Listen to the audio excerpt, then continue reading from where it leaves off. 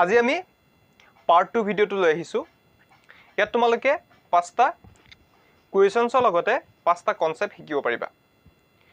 গতিকে তোমালোকে যিমানটো পাৰা ভিডিঅ'সমূহ তোমালোকৰ বন্ধুবৰ্গৰ মাজত শ্বেয়াৰ কৰি দিয়া আৰু আমাৰ লগত জড়িত থাকা। নিশ্চয় তোমালোকে পাৰ্ট 1 ভিডিঅ'টো বুজি পালা আৰু যিসকলে পাৰ্ট 1 ভিডিঅ'টো চোৱা নাই সেইসকলে পাৰ্ট 1 ভিডিঅ'টো চাই ল'বা।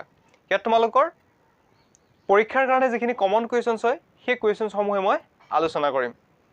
এতিয়া চোৱা, প্ৰথম প্ৰশ্নটোত কি কৈছে চোৱা, এনে এটা বৃহত্তম সংখ্যা নিৰ্ণয় কৰিব কৈছে যিটো 70 আৰু 130ক হৰণ কৰিলে ভাগশেষ 10 আৰু 4 থাকে।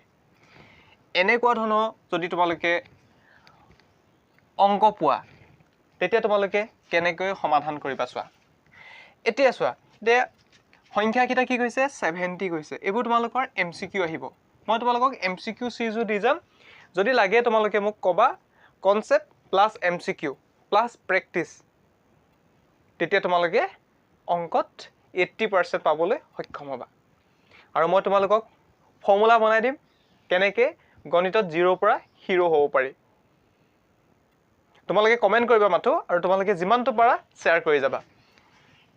এতিয়া আমি চোৱা কি কৰিলোঁ, আমাক দিয়া আছে কি সংখ্যাকেইটা 70। এতিয়া 70 ভাগশেষ কিমান ৰৈ যায় 10 ৰৈ যায়।